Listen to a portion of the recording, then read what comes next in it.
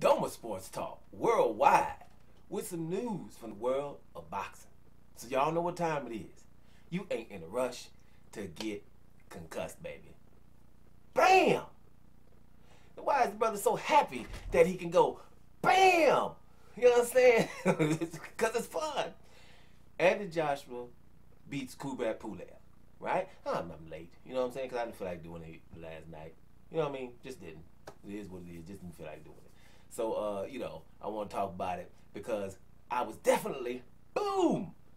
He beats Pulev round 9 stoppage, or was it the beginning of round 10? I think it was round 9 stoppage. Anthony Joshua looked great in this fight, right? Looked great in this fight. And it's just so many reasons. I don't know. I'm probably get into some, probably talk about it a couple of times, so this won't take too long. But at the bottom line, first, Pulev. Pulev is a winner. I keep saying that to a lot of people, right? Pulev is a winner. Even when he lost to Anthony Joshua, because Anthony Joshua was hitting him with those left hooks, he got up and stood on one leg to let people know I am not hurt. This is Pulev. He's only won the rest of his fights. There's been distance between him and others in his fights. Matter of fact, I don't even think he had a close fight.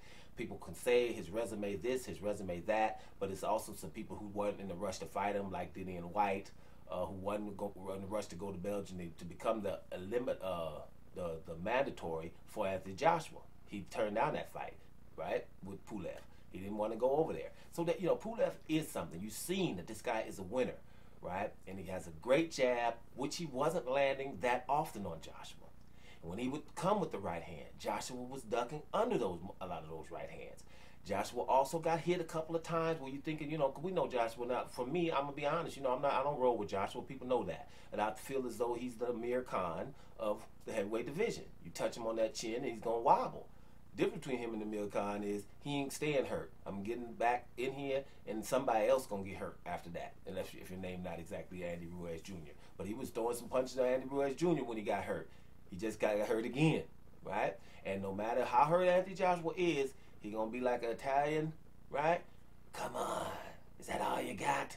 He does it every time. That's that lion inside of Anthony Joshua. So me not rolling with Anthony Joshua don't mean that I don't see greatness when I see it, right? Because I didn't roll with Michael Jordan. I didn't roll with Mike Tyson.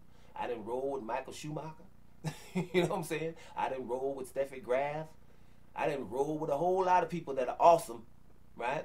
That don't mean I didn't see how they're awesome. Maybe they wasn't on my team, or maybe they was beating the person that I thought was good. You see what I'm saying?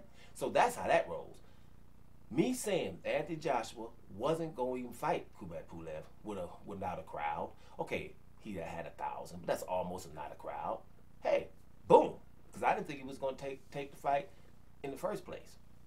Pulev, people will say now, oh, well, he's not this and he's not that. Like we do when people beat somebody that are good. We're worried before the fight. See, that just happened to Terrence Crawford. Before the Kell Brook fight, people worried. Well, Kell Brook is big. He's in total good shape. Gets stopped in 4, right? Then all of a sudden, Terrence Crawford ain't fighting nobody, right? He should fight people that Kell Brook beat. Like he got to fight Sean Porter. Kell Brook beat him, right? He's not fighting people in the top 10 in welterweight. Stuff like that you just hear and you're like, excuse me, my legacy didn't start at welterweight. This is my 3rd division. I'll get around to them.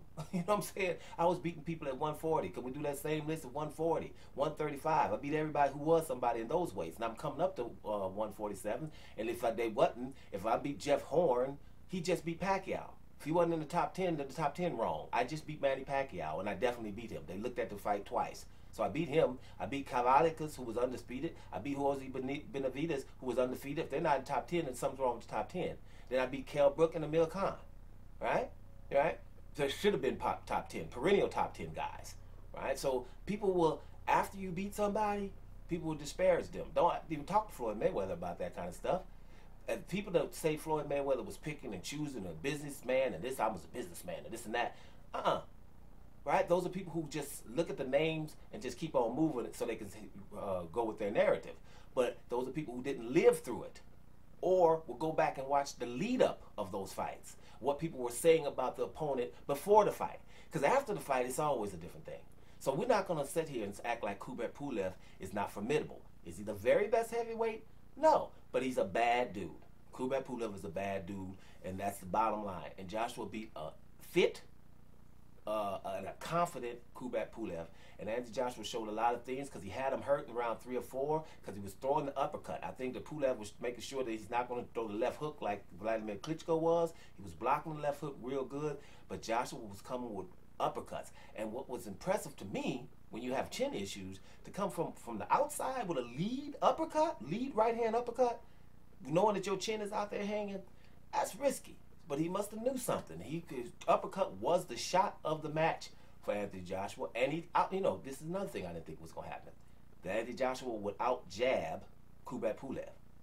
Didn't think that was going to happen. Boom again. You understand? Wrong about a whole lot of stuff. But happily wrong. Because Anthony Joshua, to me, that was a very, very, extremely good performance. Impressive. Now, I haven't watched what the world thinks. I haven't read nothing because I don't do that before I come on. Right? I haven't listened to nobody else's videos and none of that kind of stuff because I don't know what people are saying. But for me, that was impressive because I saw Joshua's chin, and I saw what he was, patient enough after having him hurt. Understand, I threw about everything in the kitchen sink. This man is still here. He's not leaving. So what I'm going to do is just take my time and see if we can get back into it and see what we can do. Because Kubrat Pulev was coming back after being in trouble around 3 or 4, coming back, won a couple of those rounds, looked very confident, and it looked like, man, Joshua, you might be in trouble in here. But Joshua weathered the storm, got his breath back, and handled his business in form, in fashion, in a very good fashion. So there's nothing really we can say about that except congratulations, right? That's a good thing, but Anthony Joshua is back, basically, to that Anthony Joshua who's going to think that he's going to also seek and destroy, but being defensively responsible. And that's what you've seen in that fight. So let's see what happens going forward. I don't whatever, who's going to fight who and all of this stuff. Bottom line is he looked very good against Kubrat Pulev, and hopefully the heavyweight division took notice because AJ is back, period. And let's do it one more time. Bam! Doma Sports Talk Worldwide. And we up out of here, y'all.